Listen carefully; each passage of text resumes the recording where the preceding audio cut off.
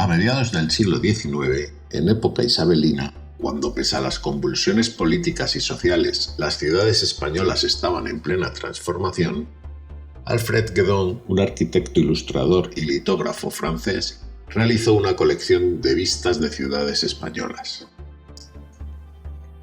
Era uno más de un nutrido elenco de artistas e intelectuales que, atraídos por las peculiaridades del país, convirtieron a España en un destino especial para sus viajes artísticos. Fruto de estos viajes son las numerosas colecciones de dibujos, grabados y textos literarios que brindan una imagen de España, en ocasiones alimentada por el pintoresquismo imperante, un tanto estereotipada, en otras bastante real.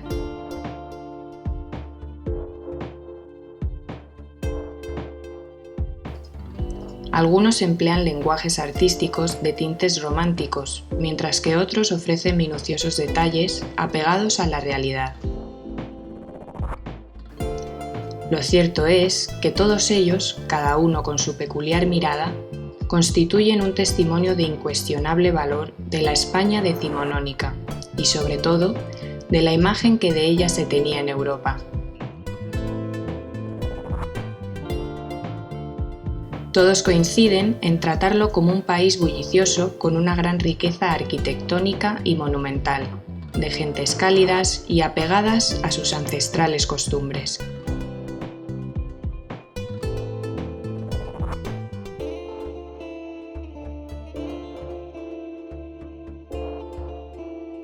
Lo que diferencia la colección de Guédon de otras producciones fruto de viajes artísticos es el punto de vista empleado. Alejado de la mirada a monumentos, fachadas, rincones pintorescos o gentes, muy del gusto por el pintoresquismo, Alfred Guédon escoge para esta colección la representación completa de núcleos urbanos con una amplia perspectiva que deja ver también su entorno. Son las llamadas vistas de pájaro.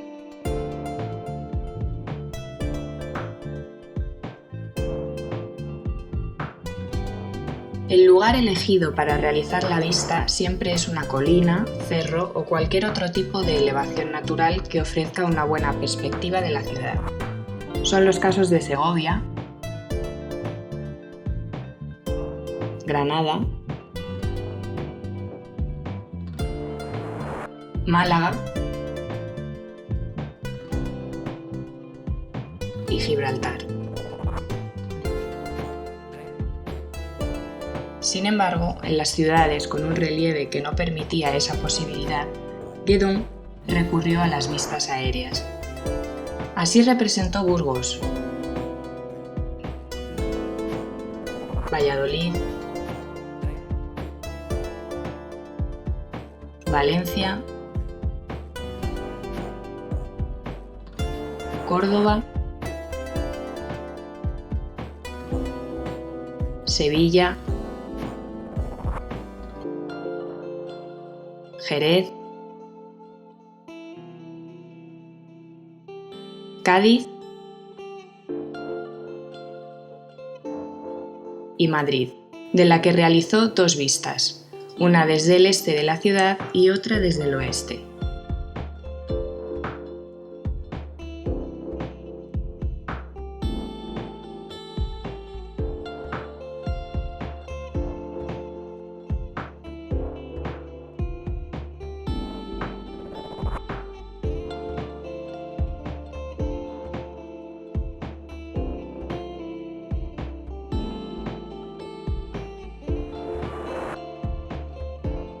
¿De qué método se pudo servir a mediados del siglo XIX Alfred Guédon para realizar estas vistas aéreas detalladas y de aspecto tan cercano a la realidad? Algunos investigadores que han trabajado sobre este asunto propusieron el empleo de un globo aerostático, bien cautivo, bien en movimiento, desde el que el autor podría haber tomado apuntes del natural. Incluso han querido ver en los juegos de luces representados la sombra del globo. Otros autores, incidiendo en la idea del globo, plantearon la posibilidad de que, además de los apuntes del natural, Guédon contara con una fotografía realizada desde el globo, cuyo autor podría ser el fotógrafo Charles Clifford, residente en aquellos años en Madrid y del que se sabe que hizo alguna ascensión en globo sobre la ciudad. Resulta difícil imaginar que el resultado de un experimento fotográfico desde el aire en fecha tan temprana, del que por otra parte no hay constancia, pudiera servir de base para la realización de unas vistas tan detalladas, lo que ha llevado a otros autores a plantear nuevas posibilidades. Alfred Guédon tenía una formación de arquitecto y gran experiencia como dibujante de edificios, por lo que su método pudo perfectamente basarse en sus conocimientos de delineación. Según relata la documentación publicada hace unos años, Guédon habría utilizado como base un plano muy detallado y actualizado de la ciudad, que en el caso de Madrid podría ser perfectamente el realizado por Francisco Coello. Elevaba la perspectiva de los edificios representados en planta hasta levantar los alzados de las edificaciones, para introducir luego las cubiertas, patios interiores y otros elementos no visibles desde una perspectiva sobrerrasante. Finalmente, como ocurre con las infografías actuales, añadía los juegos de luces y sombras y los detalles que aportaban un aspecto de gran realismo a la imagen.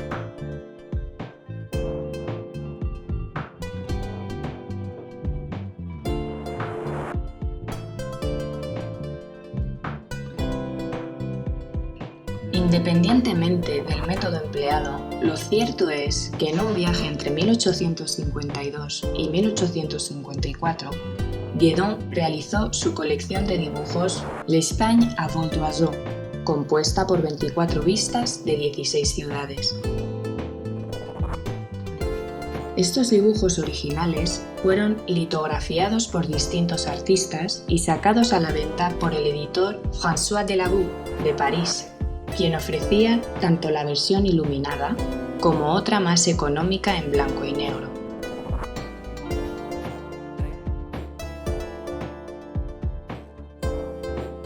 El Museo de Historia de Madrid cuenta con las dos imágenes de la ciudad iluminadas y prácticamente toda la colección en blanco y negro.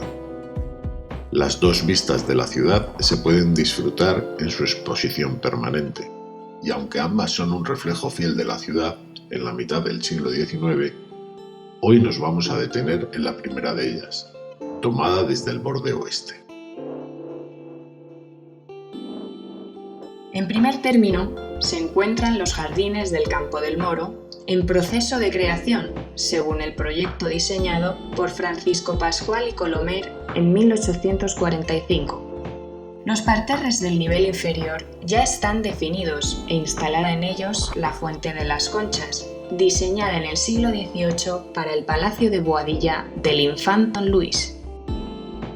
Sobre los parterres se eleva el terraplén que salvaba el desnivel del palacio aún sin adecuar, pero que contaba ya con la Fuente de los Tritones que se había traído de los jardines de Aranjuez.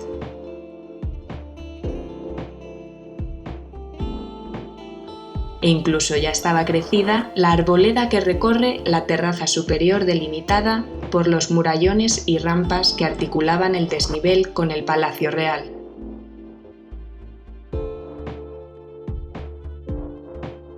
Junto a las rampas, en la zona sur, en el lugar que hoy ocupa el volumen del Museo de las Colecciones Reales, se encontraban los cuarteles y a sus pies la Real Fábrica de Gas, de la que Guédon se ha ocupado de representar 2 gasómetros.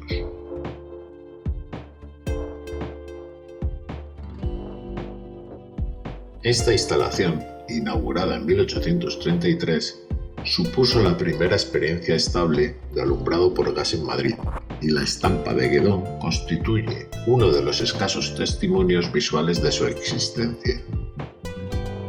Fue construida para iluminar las dependencias del palacio.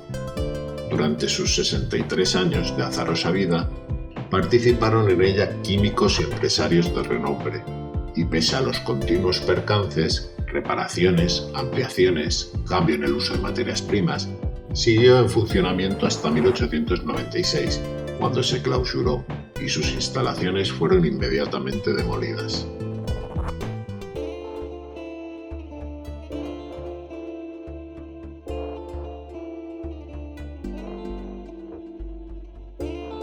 Junto al palacio se abre la Plaza de la Armería, con la nave de la Armería Real, que le da nombre en su extremo meridional.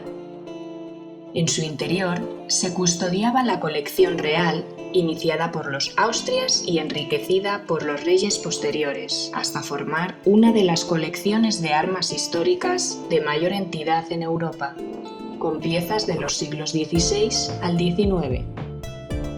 Estaba formada por dagas, espadas, armaduras, trofeos, arcabuces y otras armas de fuego, muchas de ellas producidas en aquel Madrid del siglo XVIII, en el que se concentraba un selecto grupo de productores y fue uno de los centros europeos más destacados en la fabricación de armas de lujo. En 1894, el edificio que había sido construido en tiempos de Felipe II sufrió un incendio que lo dejó irrecuperable. Sus restos se demolieron y la armería se trasladó al interior del Palacio Real. También resulta visible en la estampa de Guedón la crujía occidental de la plaza, aún en fase de construcción. Esta alargada nave y logia formaba parte del proyecto de Pascual y Colomer para la adecuación del entorno del Palacio Real y que servía para cerrar la plaza y dotar de unidad al conjunto.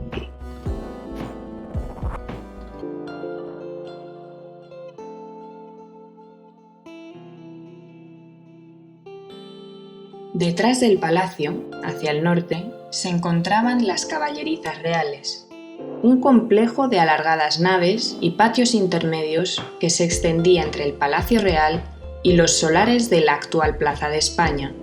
Construidas en el último tercio del siglo XVIII según un diseño de Sabatini, contaban con establos, picaderos, viviendas, además de una capilla dedicada a San Antonio Abad, y en la zona más cercana al palacio estaba el llamado Cocherón. Era el más moderno de los edificios de las caballerizas. Fue construido por Custodio Moreno en 1834 para albergar los carruajes de palacio y uno de los primeros ejemplos de uso de hierro en la construcción. El complejo permaneció en pie hasta 1932, cuando se cedió al ayuntamiento, quien, considerándolo de escaso valor arquitectónico y un estorbo para la vista del Palacio Real desde la calle Bailén, procedió a su demolición. Hoy su solar lo ocupan los jardines de Sabatini.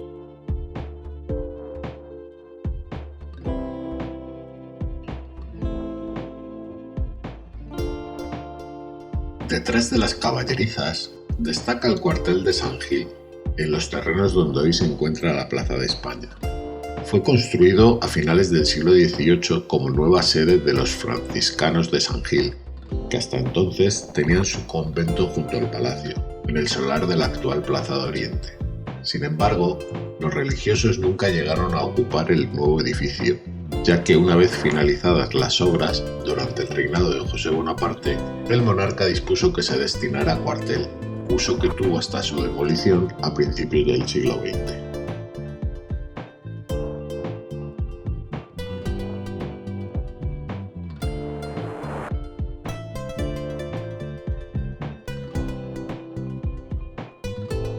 Al fondo de la vista, detrás del cuartel limitando la ciudad por el noroeste, se encuentra el Seminario de Nobles, construido a principios del siglo XVIII como instalación vinculada al Colegio Imperial.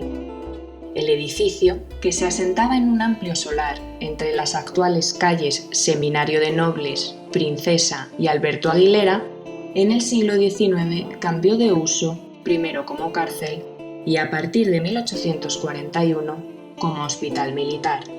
Momento en el que se hicieron varias reformas que se reflejan en la imagen, hasta que sufrió un incendio en 1889.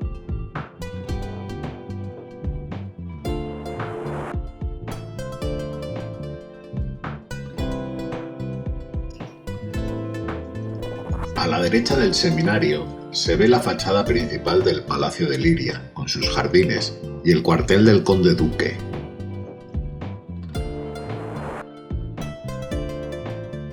Un poco más hacia el este está el convento de las Comendadoras de Santiago.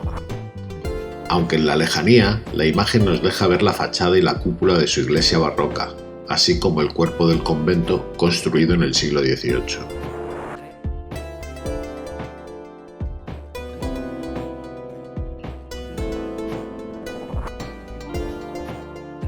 Volviendo la vista a primer plano, inmediatamente a la derecha del campo del Moro se encuentra el campo de la Tela, ya desmantelado en el momento de realización de la estampa y convertido en un descampado con extracciones de áridos, aspecto que ya tenía en 1830 como refleja la maqueta de León Gil de Palacio. Aún faltaban unos años para que se configurase el jardín que aparece representado en la cartografía algo posterior como este plano de 1866. Pero ya estaban creados los tramos superiores de jardín que articulaban el desnivel entre la terraza superior y la Cuesta de la Vega, y que serán el germen de los actuales jardines de Azorín y de Luigi Boccherini.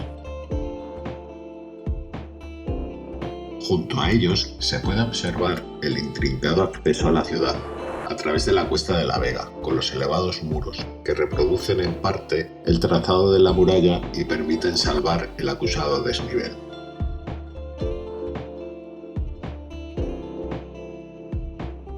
Merece la pena detenerse en uno de ellos, donde se encuentra una hornacina, que aloja la imagen de la Virgen de la Almudena, y rastrear en la historia de esta emblemática representación de la patrona de la ciudad, aparecida, según la tradición, en el año 1085, en uno de los cubos de la muralla. Al margen de estas referencias legendarias, lo cierto es que se tiene constancia documental de que en el siglo XVI existía un humilladero en la zona, dedicado a la Virgen de la Almudena.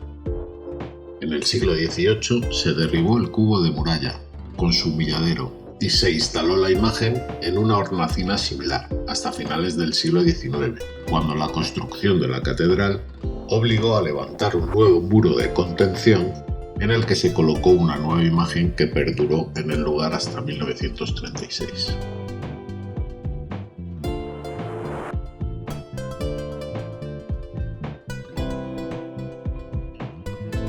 La Cuesta de la Vega desembocaba en una plaza de apariencia irregular que daba acceso al recinto del palacio a través del Arco de la Armería. Inmediatamente al este del palacio se observa la Plaza de Oriente, tras la reforma de Narciso Pascual y Colomer, con la escultura de Felipe IV en el centro, obra del siglo XVII y ubicada originalmente en el Buen Retiro, y bordeando los jardines aquellas figuras de los reyes españoles que se habían esculpido un siglo antes para coronar el Palacio Real y que nunca habían llegado a colocarse en ese emplazamiento.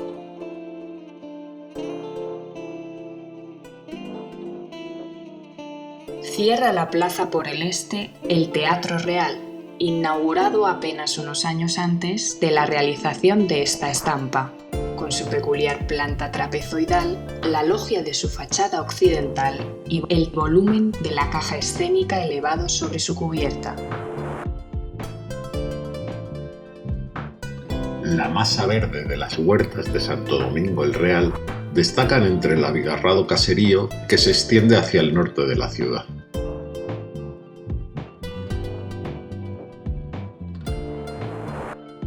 Abigarrado también es el caserío del centro, entre las calles Arenal y Mayor, donde destacan jalonando la calle Arenal, la casa palacio de los condes de Torrubia, y detrás de ella los conventos de las Descalzas Reales y San Martín.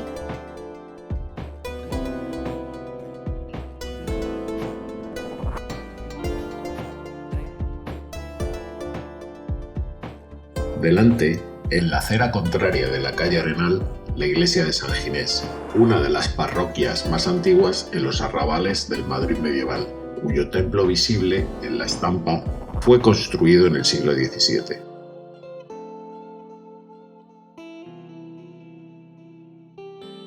Entre los tejados de esta zona delimitada por las calles Arenal y Mayor destaca la cúpula de la nueva iglesia de Santiago, construida en el siglo XIX después de que se derribara el primitivo templo donde fue enterrado Diego de Velázquez.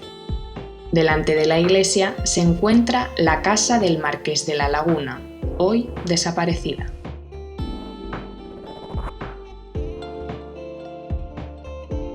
Más claro resulta el trazado de la calle Mayor, arteria que articuló el urbanismo inicial de la ciudad. En primer término se encontraba la iglesia de Santa María, una de las más antiguas de la ciudad, derribada en 1854.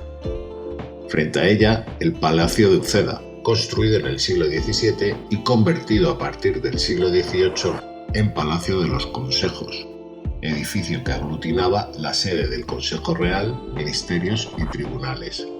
Junto a su fachada trasera estaba el célebre pretil de los consejos, y en la manzana siguiente se encuentra la iglesia del Sacramento, hoy catedral castrense, proyectada en el siglo XVII como convento de las monjas bernardas.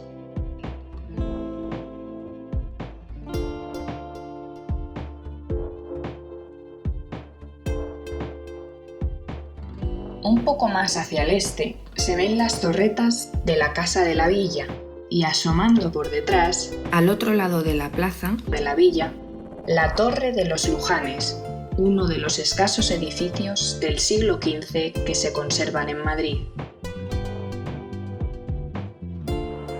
Siguiendo la calle está la Plaza Mayor.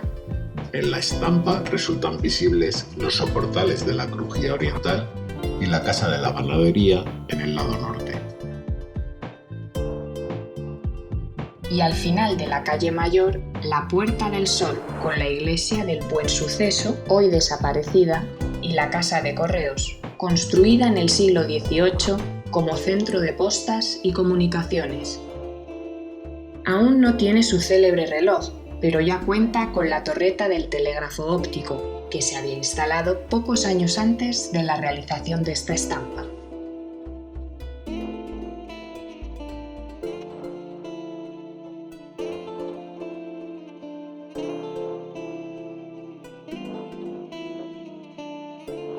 El cuadrante inferior derecho de la imagen muestra el intrincado urbanismo de los antiguos arrabales medievales de esta zona de la ciudad delimitada por la cerca. En primer plano se ve la calle Segovia, con su acusado desnivel, y hacia el interior de la ciudad se puede distinguir la iglesia de San Pedro el Viejo, uno de los escasos ejemplos de arquitectura bajomedieval de Madrid, y la Basílica de San Miguel, construida en el siglo XVIII según un diseño de Ardemans, en el solar que ocupaba la antigua iglesia medieval de los santos Justo y Pastor. Algo más al fondo se encuentra la Cárcel de Corte, hoy sede del Ministerio de Asuntos Exteriores.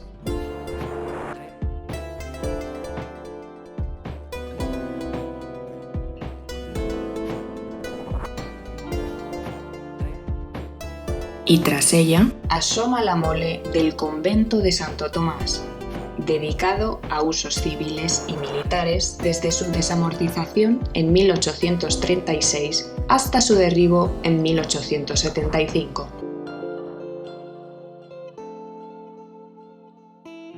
Las calles de Alcalá y Carrera de San Jerónimo sirven de punto de fuga hacia el este de la ciudad, mientras el caserío se va desdibujando hasta llegar al extremo oriental, donde se muestra la Puerta de Alcalá, la Plaza de Toros y los Jardines del Buen Retiro, representados en primer plano en la otra estampa de Madrid de la colección de Guedón, que merecería una entrada independiente de esta serie de Visitando mi colección.